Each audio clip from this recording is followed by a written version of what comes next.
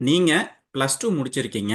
இல்லன்னா ஒரு under graduate, masters பண்ணிட்டு இருக்கீங்க, பிஹெச்டி பண்ணிட்டு இருக்கீங்க. அப்படி இல்லன்னா இதுல ஏதாவது பண்ற பிளான் இருக்கு அப்படின்னா இந்த வீடியோ உங்களுக்கு கண்டிப்பா யூஸ்ஃபுல்லா இருக்கும். ஆக்சுவலா நான் எதுக்காக இந்த சேனலை முதல்ல ஸ்டார்ட் பண்ணேன் ஜப்பானுக்கு வந்த புதுசுல அப்படின்னா, என்னோட தனிமையை போக்கிக்காகவும், நான் என்னோட பப்ளிக் ஸ்பீக்கிங் ஸ்கில்ல வளர்த்துக்கிறதுக்காகவும் ஒரு சில சின்ன சின்ன வீடியோஸ் பண்ணிட்டு இருந்தேங்க. ஆனா, நெறைய பேர் அத பார்த்துட்டு லைக் பண்றதும், அண்ட் நெறைய பேர் ஷேர் பண்ணாங்க. அதுல ரொம்ப முக்கியமா ஒரு வீடியோ, ஐஐடிஎம்ல ஷார்ட் கோர்ஸ பத்தி ஃபுல் வீடியோ ஒண்ணு பண்ணியிருந்தேன். அந்த வீடியோவ நெறைய பேர் ஷேர் பண்ணியிருந்தாங்க.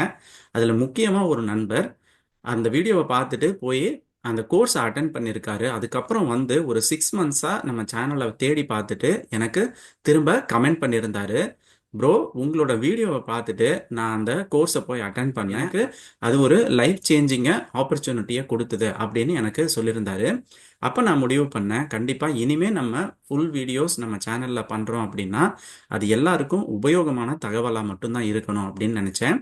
இப்போ கிட்டத்தட்ட ஒரு வருஷம் ஆயிடுச்சு. அது மட்டும் இல்லாம நம்மளோட சேனல்ல சப்ஸ்கிரைபர்ஸ் கவுண்ட் 4000 கிராஸ் பண்ண போறோம். ஸோ நிச்சயமா ஏதாவது யூஸ்ஃபுல் அப்டேட் இருக்கணும் இல்லையா? கிட்டத்தட்ட ஒரு 2 தலைமுறைக்கு முன்னாடி பார்த்தா எல்லாருமே வந்து ஃபர்ஸ்ட் கிராஜுவேஷன், அதாவது முதல் தலைமுறை பட்டதாரிகள் அப்படிங்கிற அளவுல இருந்தாங்க. ஆனா இப்போ பார்த்தீங்கன்னா எய்தர் நம்மளோட அப்பா அம்மா, அப்படி இல்லைன்னா மாமா, அக்கா, தங்கச்சி, இந்த மாதிரி யாராவது ஒருத்தங்க அட்லீஸ்ட் ஒரு கிராஜுவேஷனாவது முடிச்சிருக்கக்கூடிய சுச்சுவேஷன்ல தான் ஒரு 50% நம்மளோட தலைமுறையில இருக்கக்கூடியது.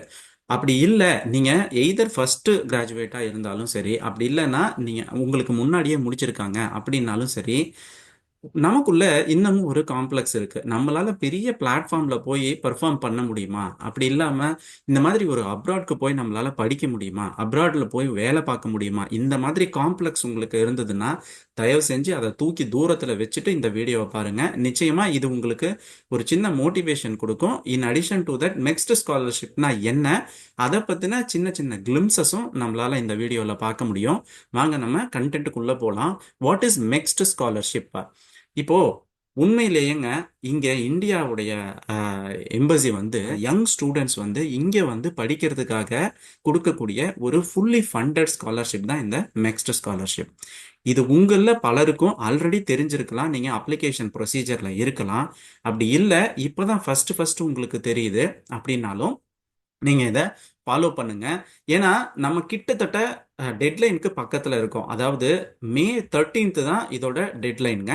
ஸோ இந்த வருஷம் உங்களுக்கு இதை பண்ண முடியும் அப்படின்னு நம்பிக்கை இருந்தா முயற்சி செய்யுங்க. ஏன்னா நம்மளால முயற்சி செய்தா முடியாதது எதுவுமே கிடையாது. அதனால ட்ரை பண்ணுங்க. அப்படி இல்லைனாலும் நெக்ஸ்ட் இயர்ல கண்டிப்பா முன்னாடியே நான் உங்களுக்கு இந்த நெக்ஸ்ட் ஸ்காலர்ஷிப்பை பத்தி அப்டேட் பண்றேன்.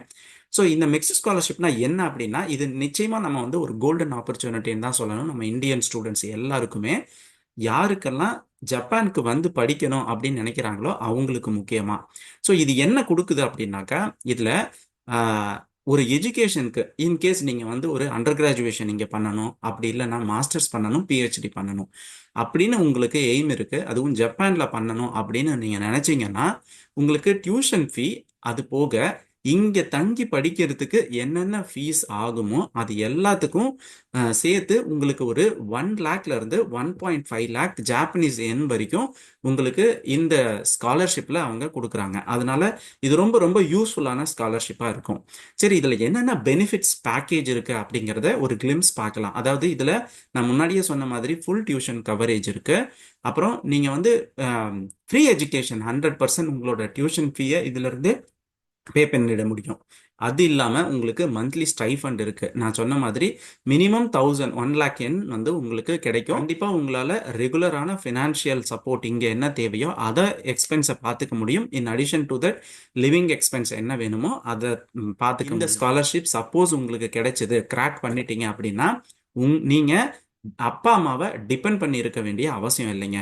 இது போக ரவுண்ட் ட்ரிப் ஃபேர் 2 வருஷமோ 3 வருஷமோ நீங்க இங்க இருக்க போறீங்க அப்படின்னா ஒரு முறை நீங்க இங்க வந்துட்டு ஜப்பானுக்கு வந்துட்டு திரும்ப ஒரு முறை போறதுக்கான ஒரு ஏர்ஃபேர் அவங்க கொடுத்துடுறாங்க. அப்போ நீங்க எந்த ஒரு டிஸ்ட்ராக்ஷனும் இல்லாம எந்த பர்பஸ்க்காக வர்றீங்களோ வந்து இங்க அந்த படிப்பை முடிச்சுட்டு நீங்க போறதுக்கும் அவங்க ஹெல்ப் பண்றாங்க. இது போக உங்களால டாப் இன்ஸ்டிடியூட்ஸ் இன் ஜப்பான் ஏதாவது ஒண்ணுல உங்களால கண்டிப்பா படிக்க முடியும். நீங்க ஒரு இன்ஃபீரியரா ஃபீல் பண்றீங்க. நம்மளால இதுக்கெல்லாம் வந்து அப்ளை பண்ண முடியாது அப்படின்னு நினைக்கவே வேண்டாம். நிச்சயமா ட்ரை பண்ணுங்க. கிடைக்குதா, கிடைக்கலையா அத ரிவ்யூவர், ரெஃபரீஸ் கிட்ட நம்ம விட்டுடலாம். ஸோ நம்ம வந்து அடுத்தது இந்த அவைலபிள் ப்ரோக்ராம் கேட்டகரிஸ் நான் முன்னாடியே சொன்னேன். 12th முடிச்சிட்டீங்களா, உங்களுக்கு இது கண்டிப்பா யூஸ்ஃபுல்லா இருக்கும்னு சொன்னேன் இல்லையா? நீங்க என்னென்னலாம் இதுல பார்க்கலாம். ரிசர்ச் ஸ்டூடெண்ட்ஸ், நீங்க ஒரு பிஹெச்டி படிக்கணும் அப்படின்னு நினைச்சிட்டு இருக்கீங்க அப்படின்னா நிறைய லீடிங் ரிசர்ச் இன்ஸ்டிடியூட்ல நீங்க கண்டிப்பா இங்க வந்து இந்த ப்ரோக்ராம் மூலயமா உங்களோட ரிசர்ச்சை கண்டினியூ பண்ண முடியும். அப்படி இல்லை, அண்டர் கிராஜுவேட்டுக்கும் ஸ்பெஷலைஸ்டு ட்ரைனிங்க்கும் டெக்னிக்கல் காலேஜஸ் இங்க இருக்கக்கூடிய டாப் இன்ஸ்டிடியூட்ஸ்ல இந்த கோர்சஸ் நீங்க படிக்கணும் அப்படின்னாலும் அதுக்கு உண்டான ஃபுல் இன்ஃபர்மேஷனும் வெப்சைட்ல இருக்கு. நீங்க மறக்காம செக் அவுட் பண்ணுங்க. அடுத்தது ஏன் ஜப்பான்ல நம்ம வந்து லேண்ட் ஆகி படிக்கணும். நான் இப்போ இங்க வந்து 3 வருஷம் கம்ப்ளீட் ஆயிடுச்சுங்க. இங்க நான் ஒரு ஹொக்கைடோ யூனிவர்சிட்டிங்கிற யூனிவர்சிட்டி, அதுதான் ஜப்பான்ல இருக்கிறதுலயே டாப் மோஸ்ட் இன்ஸ்டிடியூட். ஸோ அப்போ இங்க இருக்கக்கூடிய எஜுகேஷன் சிஸ்டம் பார்த்தீங்க அப்படின்னா மோஸ்ட்லி ரிசர்ச் ஓரியன்டா தான் இருக்கு. நீங்க பேச்சுலர்ஸ் பண்ணும்போதே நம்ம பண்ற மாதிரியான ப்ராஜெக்ட்ஸ் வந்து சாதாரணமா இல்லாம இங்க வந்து கட்டிங் எட்ஜ் ரிசர்ச் தான் வந்து அவங்க கொடுப்பாங்க. அதாவது எதெல்லாம் சூன் இன்னும் நெக்ஸ்ட் ஒரு 5 இயர்ஸ்க்குள்ள இம்ப்ளிமெண்ட் ஆக போகுதோ அந்த மாதிரியான ப்ராஜெக்ட்ஸை தான் வந்து நீங்க அண்டர் கிராஜுவேஷன்ல இருந்தே நீங்க பண்ற மாதிரி இருக்கும். எஜுகேஷன் போக ட்ரெடிஷ்னல் வேல்யூவையும் மற்ற விஷயங்களையும் நம்மளால கத்துக்க முடியும். ஓகே, அடுத்தது கெரியர் ஆப்பர்ச்சுனிட்டி. இது உங்களுக்கு நிச்சயமா பில்ட் பண்ணணும். நம்ம இந்தியன் யூனிவர்சிட்டியில நீங்க படிக்கிறதுக்கும் நீங்க அங்கிருந்து இங்க அப்ராட்ல ஜப்பனீஸ் யூனிவர்சிட்டியில வந்து படிக்கிறதுக்கும் நீங்க அடுத்த லெவலுக்கு ஒரு கெரியருக்கு போறீங்க அப்படின்னா அது உங்களுக்கு எந்த அளவுக்கு கான்ஃபிடென்ஸையும் எந்த அளவுக்கு உங்களுடைய குவாலிட்டியவும் இம்ப்ரூவ் பண்ணும் அப்படிங்கிறத, அதாவது நெக்ஸ்ட் லெவல் கெரியர் ஆப்பர்ச்சுனிட்டிக்கு ஹெல்ப்ஃபுல்லா இருக்கும் அப்படிங்கிறதையும் நீங்க கண்டிப்பா யோசிச்சு. நம்ம ஜப்பான்ல மட்டும் இல்லாம நிறைய மக்கள் இங்க வந்து உங்களுக்கு சொல்லி கொடுக்கறதாகட்டும், அதாவது நிறைய இன்டர்நேஷனல் நெட்வொர்க் பீப்புள், அதாவது பெரிய பெரிய ப்ரொஃபஸர்ஸும் பெரிய பெரிய காலேஜஸ் அரவுண்ட் த வேர்ல்டு வந்து இங்க மக்கள் வந்து சொல்லி கொடுக்கறதுக்கான ஒரு ஆப்பர்ச்சுனிட்டி கிடைக்கும். சரி, இதை அப்ளிகேஷன் நம்ம போடுறதுனால வேற என்ன என்ன அட்வான்டேஜஸ் இருக்கு? ஒன்று, நான் முன்னாடியே சொன்ன மாதிரி மிக முக்கியமா உங்களுக்கு எந்த அப்ளிகேஷன் ஃபீஸும் இல்லைங்க.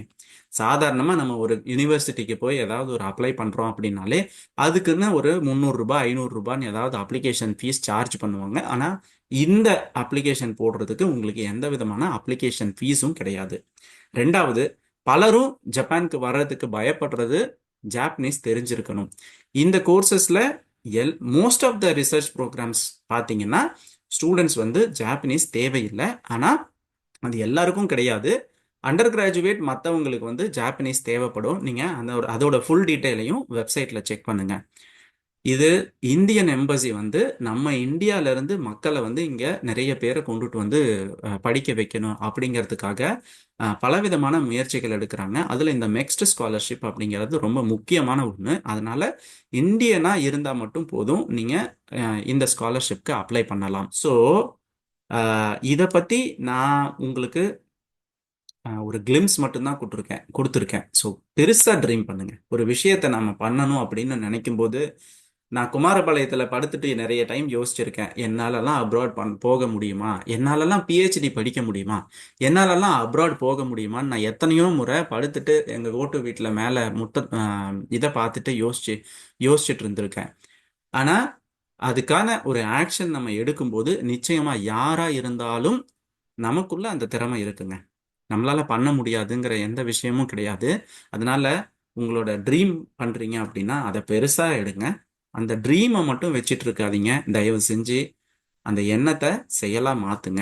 நீங்க எப்போ எண்ணத்தை செயலா மாத்துறீங்களோ அப்பதான் கண்டிப்பா உங்களால அடுத்த ஸ்டெப் எடுத்து வைக்க முடியும். எவ்வளவுக்கு எவ்வளவு சீக்கிரமா உங்களால பண்ண முடியுமோ அவ்வளவுக்கு அவ்வளவு சீக்கிரமா நீங்க இதுக்கு அப்ளிகேஷனுக்கு ஸ்டார்ட் பண்ணுங்க. சரி, இதுக்கான முக்கியமான கீ அப்ளிகேஷன் டேட் நான் பர்டிகுலரா ரிசர்ச் ப்ரோக்ராம் பிஹெச்டி பண்றவங்களுக்கு இங்க மென்ஷன் பண்ணிருக்கேன். மற்றவங்களுக்கு உள்ள இருக்கு, நீங்க செக் பண்ணி பாருங்க. அப்ளிகேஷன் வந்து April 14th ஸ்டார்ட் ஆச்சு, May 13th க்ளோஸ் ஆகுதுங்க. இதுக்கு ரிட்டன் எக்ஸாம் இருக்கு. ஜூன் 22 இந்த வருஷத்துக்கு இருக்கு. அது முடிச்சுட்டு செலக்டடா இருந்தது அப்படின்னா செலெக்ஷன் லிஸ்ட் அனௌன்ஸ் பண்ணுவாங்க. அதுக்கப்புறம் ஜூலை 8ல இருந்து 13க்குள்ள ஒரு ஆன்லைன் இன்டர்வியூ இருக்கும். ஸோ அது தாண்டி இப்போ செலக்ட் ஆயிட்டீங்க அப்படின்னா உங்களோட ப்ரோக்ராம் எப்போ இங்க ஸ்டார்ட் பண்றதா இருக்கும் அப்படின்னா இங்க 2 இன்டேக் உண்டு. ஏப்ரல்ல ஒரு இன்டேக் உண்டு. அடுத்தது செப்டம்பர் இல்லைன்னா அக்டோபர். ஸோ இந்த 2 டைம்ல நீங்க உள்ள வந்து படிக்கிறதுக்கு ஆரம்பிக்க உங்களுக்கு சான்ஸ் இருக்கும். சரி, ஆஸ் அ சம்மரி இப்போ நான் என்ன பண்ணணும்னு நீங்க கேக்குறீங்க. அப்ளிகேஷன் ப்ரொசீஜரை நான் எப்படி பண்ணணும் அப்படின்னா, ஃபர்ஸ்ட் நீங்க போய் அஃபீஷியல் வெப்சைட் இந்தியன் எம்பசி அல்லது ஜப்பான் எம்பசி ரெண்டுமே இதை வந்து வெளியில விட்டுருக்காங்க. இதோட லிங்க் வந்து நான் டிஸ்கிரிப்ஷன்ல கொடுக்குறேன், நீங்க செக் அவுட் பண்ணுங்க. ஸோ இந்த அஃபீஷியல் வெப்சைட்டை ஃபர்ஸ்ட் செக் பண்ணுங்க. இதுல என்னென்ன மாதிரியான ரிவ்யூ கைட்லைன்ஸ் கொடுத்துருக்காங்க அண்ட் எலிஜிபிலிட்டி கிரைட்டீரியா இருக்கு, இதுல நீங்க ஃபிட் ஆகுறீங்களான்னு ஃபர்ஸ்ட் ஃபாலோ பாருங்க. ஏன்னா ரொம்ப ஷார்ட் டைம் தான் இருக்கு. அதனால இதை ஃபர்ஸ்ட் நல்லா கோ த்ரூ பண்ணிட்டு அதுக்கப்புறம் நீங்க எலிஜிபிள் தான் அப்படின்னு நினைச்சீங்கன்னா நெக்ஸ்ட் ப்ரிப்பரேஷன் ஆஃப் டாக்குமெண்ட்ஸ்க்கு போங்க. ஸோ என்னென்ன மாதிரியான டாக்குமெண்ட்ஸ் தேவையோ, அதாவது உங்களோட அகாடமிக் ரிலேட்டடான டிரான்ஸ்கிரிப்ட்ஸ் ஆகட்டும், மற்ற விஷயங்கள் எல்லாமே இதில் தேவைப்படலாம். ஸோ இனி ஃபியூச்சரில் உங்களுக்கு தேவைப்படுறதா இருந்தாலும் இந்த மாதிரியான டிரான்ஸ்கிரிப்ட்ஸ் எல்லாம் முன்னாடியே நீங்கள் வாங்கி வச்சுக்கோங்க. அடுத்தது ரெக்கமெண்டேஷன் லெட்டர். ஸோ உங்களுக்கு ரொம்ப க்ளோஸ்லி அசோசியேட்டடான ஆட்கள். ஸோ இந்த விஷயத்தை நான் உங்களுக்கு எக்ஸ்பிளைன் பண்ணும்போது கொஞ்சம் நேரோ டவுனாக ஒரு ரிசர்ச் ஸ்காலர் எப்படி இந்த அப்ளை பண்ணுறது அப்படிங்கிறதுக்கான ஒரு சிம்பிளிஃபைடு ஸ்டெப்பாக இதை நான் சொல்கிறேன். ஸோ மெயினாக உங்களுக்கு பேச்சுலர்ஸ் அண்ட் மாஸ்டர்ஸ்னுடைய டிரான்ஸ்கிரிப்ட்ஸ் தேவைப்படலாம், அதை நீங்கள் வாங்கி வச்சுக்கோங்க. அடுத்தது recommendation letters from your supervisors. நீங்கள் ப்ராஜெக்ட்ஸ் பண்ணும்போது உங்களுக்கு க்ளோஸ்லி அசோசியேட்டடான ப்ரொஃபஸர்ஸ் இருப்பாங்க இல்லையா, அவங்க கிட்ட இருந்து ரெக்கமெண்டேஷன் லெட்டர் வாங்கி வச்சுக்கோங்க. அண்ட் அதுக்கப்புறம் உங்களுக்கு ஏதாவது ஷார்ட்டாக ரிசர்ச் பிளான் இருந்தது அப்படின்னா அதையும் as per the rules and ரெகுலேஷனில் அதில் என்ன ஃபார்மேட் கொடுத்துருக்காங்களோ அதில் ஒன்று ப்ரிப்பேர் பண்ணி வச்சுக்கோங்க. அடுத்தது எல்லா அப்ளிகேஷன் ஃபார்மையும் தேவையான ரெக்வயர்டு கைட்லைன்ஸில் வந்து நீங்கள் ஃபில் பண்ணி வச்சுக்கோங்க. இது கண்டிப்பாக செலக்ட் ஆகிடும். இந்த ரிசர்ச் பிளானோ அல்லது என்னோட அப்ளிகேஷனோ கண்டிப்பாக செலக்ட் ஆகிடும் அப்படின்னு யாருமே சொல்ல முடியாதுங்க. யாராவது ஒரு சிலர் வந்து உங்களுக்கு அந்த மாதிரி நாங்கள் உங்களுக்கு கைட் பண்ணுறோம், நாங்கள் வந்து உங்களுக்கு இதை கொண்டு போய் மென்டர் பண்ணி உங்களுக்கு சக்ஸஸ்ஃபுல்லாக இதை வந்து சப்மிட் பண்ணுறதுக்கு ஹெல்ப் பண்ணுறோம், இது உங்களுக்கு 100% த்ரூ ஆகிடும் அப்படிங்கிற எந்த ஒரு கேரண்டியும் யாராலையும் கொடுக்க முடியாது. அப்படி ஏதாவது பெய்டில் வைக்கிறாங்க அப்படின்னா யாரையும் நம்பி போயிடாதீங்க தயவு செஞ்சு. நீங்கள் உங்களோட உழைப்பை போட்டு அதில் இருக்கக்கூடிய என்னென்ன கைட்லைன்ஸ் இருக்கோ அதுக்கு தகுந்த மாதிரியான தேவையான இன்ஃபர்மேஷனை கொடுத்து சப்மிட் பண்ணுங்க. அதுக்கப்புறம் ரிவ்யூவர்ஸ் பார்த்துக்குவாங்க, நம்ம கையில் இல்லை. ஸோ அடுத்தது அப்ளிகேஷன் சப்மிட் பண்ணுற டெட்லைன் பார்த்தீங்கன்னா நான் முன்னாடியே சொன்ன மாதிரி ரிசர்ச்சர்ஸ்க்கு May 13, இன்னும் ஒரே ஒரு வாரம் தான் இருக்குது. இன்கேஸ் மாஸ்டர்ஸ் இல்லைன்னா போஸ்டாக் அல்லது மாஸ்டர்ஸ் இல்லைன்னா அண்டர் கிராஜுவேட் பண்ணுறவங்களுக்கோ அல்லது நீங்கள் பர்டிகுலர் ட்ரைனிங் இன்ஸ்டிடியூட்டுக்கு போகணுன்னாலோ 26th May வரைக்கும் டெட்லைன் இருக்குது. ஸோ நீங்கள் ஃபாலோ பண்ணி அதுக்கு தகுந்த மாதிரி நீங்கள் டாக்குமெண்ட்ஸை வந்து சப்மிட் பண்ணுங்கள். இதுதான் மெயின். அதுக்கு அடுத்த ஸ்டெப்பாக என்ன இருக்கலாம் அப்படின்னா எக்ஸாமினேஷனும் இன்டர்வியூவும் இருக்கும். ஸோ நீங்கள் வந்து மோஸ்ட்லி பார்த்தீங்கன்னா இந்த பிஹெச்டி பண்ணுறதுக்கு இங்கே வரணும் அப்படின்னா உங்களோட அப்ளிகேஷன் செலக்ட் ஆகுதுன்னா ஜூன் 22 வந்து ஒரு ரிட்டன் எக்ஸாம் வைப்பாங்க. அதுக்கு அடுத்ததும் அதுலேயும் ஷார்ட் லிஸ்ட் ஆயிட்டீங்கன்னா ஜூலை 8 to 13 செகண்ட் வீக்கில் வந்து ஒரு ஃபைனல் இன்டர்வியூ இருக்கும். ஸோ இன்கேஸ் அதுலேயும் வந்து நீங்கள் செலக்ட் ஆகிட்டீங்கன்னா கண்டிப்பாக நீங்கள் வந்து இங்கே படிக்கிறதுக்கான 100% பாசிபிலிட்டிஸ் உங்களுக்கு இருக்கும். நான் வந்து எனக்கு இது பண்ண முடியுமா பண்ண முடியாதா அப்படிங்கிற காம்ப்ளெக்ஸ் இருந்தது அப்படின்னா நான் முன்னாடியே சொன்ன மாதிரி ஆஸ் டு சம்மரைஸ் உங்களால் முடியாதது எதுவுமே இல்லை. நீங்கள் முயற்சி மட்டும் பண்ணுங்க. முடியலை அப்படிங்கும்போது அந்த தோல்வியை ஏற்றுக்கோங்க. ஆனால் உங்களுக்கு அந்த வலியும் எக்ஸ்பீரியன்ஸும் கொடுக்கக்கூடிய ஒரு மிகப்பெரிய சொத்து என்னன்னா நீங்கள் அடுத்த முறை இன்னமும் நல்லபடியாக ப்ரிப்பேர் பண்ணி உங்களால் சப்மிட் பண்ண முடியும். ஸோ உங்களுக்கு என்னுடைய வாழ்த்துக்கள். கண்டிப்பாக இதை அப்ளை பண்ண ட்ரை பண்ணுங்கள். Thank you so much.